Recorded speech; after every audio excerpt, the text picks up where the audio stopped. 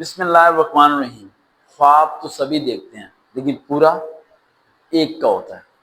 ایسا کیوں ہوتا ہے؟ آپ کا خواب کیوں ٹوٹتا ہے؟ کیوں آنکھ سے آنسو نکلتا ہے؟ کیوں ہمیشہ کچھ چیزیں ادھوری سی رہ جاتی ہیں؟ کچھ ایسا لگتا ہے کہ جیسے کچھ ہمارے نصیب میں تھا ہی نہیں، شاید اس چیز کے لیے بنے ہی نہیں تھا۔ ہم جب دوسرے کو دیکھتے ہیں کہ یار وہ بندہ ڈاکٹر بن گیا، وہ بندہ انجینئر بن گیا، وہ یہ بن گیا، یار ہم بھی وہ بننا چاہتے تھے لیکن ہم نہیں بن پائے، پھر کہتے ہیں قسمت خراب ہے، گورنمنٹ نے سپورٹ نہیں کیا، فائنینشیل پرابلم ہے۔ ان سب چیزوں کو سائڈ پہ رکھو، آج کے بعد جو بھی خواب دیکھو گے پورا ہوگا اگر اس ویڈیو کو پورا سن لیا تو۔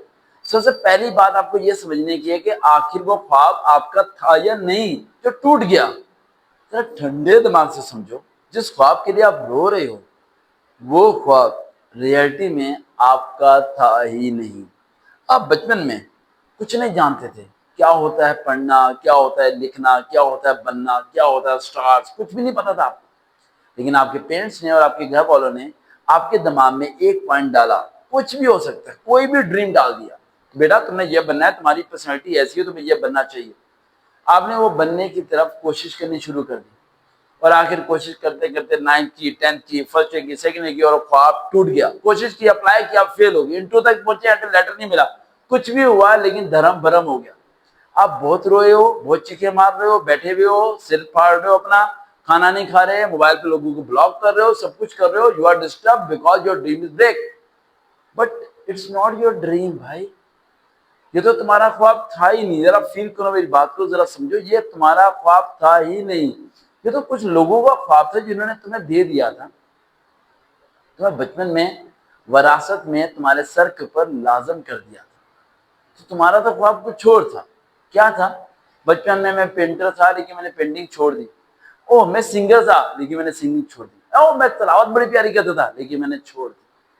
کچھ چیزیں قدرتی طور پر آپ کے اندر ہوتی ہیں۔ میں یار کمیونٹی بڑی اچھی کر لیتا ہوں، میں کامیڈی بڑی اچھی کر لیتا ہوں، میں ڈیبیٹ بہت اچھی کر لیتا ہوں، میں برتن بڑے اچھے دھو لیتا ہوں، کیونکہ برتنوں سے کیا ہوگا؟ دنیا کا بیسٹ شیف کی تنخواہ جانتے ہو کتنی ہے؟ 4 کروڑ روپے، 4 کروڑ منتھلی سیلری ہے دنیا کے بیسٹ شیف کی۔ اور نارمل شیف کی کتنی ہے؟ 3 سے 4 لاکھ، جو کہ ایک ڈاکٹر کی ہوتی ہے۔ You never think about it کہ ایک بندہ کپڑے دھوتا ہے یا پھر برتن کرتا ہے، کسی بھی کام میں جو ٹیلنٹ ہوتا ہے نا وہ یونیک ہی ہوتا ہے، اس کی پرائس ہی الگ ہوتی ہے۔ تو ڈریم کا تعلق آپ کے ٹیلنٹ سے ہے، آپ کی ہارڈ ورکنگ سے نہیں ہے۔ لیکن اگر آپ ہارڈ ورکنگ کے پیچھے جاؤ گے تو پھر تو آپ فیل ہو اور فیل ہی ہوتے رہو گے۔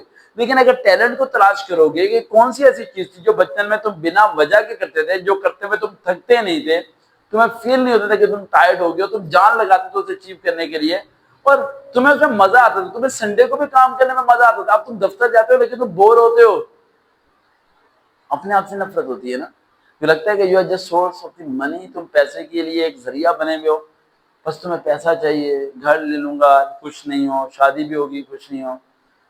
پتہ ہے کیوں نہیں خوش؟ کیونکہ کچھ مسنگ ہے، کوئی ایسی چیز مسنگ ہے جو بچپن میں آپ کے ساتھ تھی، آپ کا کوئی خواب تھا، چاہے دنیا کی سیر کرنے کا تھا، کچھ بھی تھا لیکن اسے آپ نے چھوڑ دیا، آپ نے سیکریفائس کر دیا، اسی کو دوبارہ زندہ کرو، دوبارہ زندہ کرو اسے، دوبارہ اٹھاؤ اسے، پھر دیکھنا آپ کو ڈریم کمپلیٹ بھی ہوگا، مقام تک پہنچے گا، کیونکہ جو ٹوٹنے والا تھا وہ تمہارا ڈریم تھی نہیں، اور جسے ڈریم نے کمپلیٹ ہونا تھا وہ تمہارا ٹیلنٹ تھا جسے تم نے خود اپنے ہاتھ سے دفن کر دیا تھا۔ اسی لیے دنیا میں 99% لوگوں کے خواب پورے نہیں ہوتے، اس کی وجہ یہ ہے کہ وہ اپنے ریئل ڈریم کی ویلیو کو کچھ نہیں سمجھتے۔ اگر پوائنٹ سمجھ آ گیا تو اپنے ڈریم کو زندہ کرو، اس سے پہلے وقت گزر جائے۔ دیکھتے رہے چینل سروکار میں، ریئل موٹیویشن، دوبارہ ملاقات ہوگی۔ اللہ حافظ۔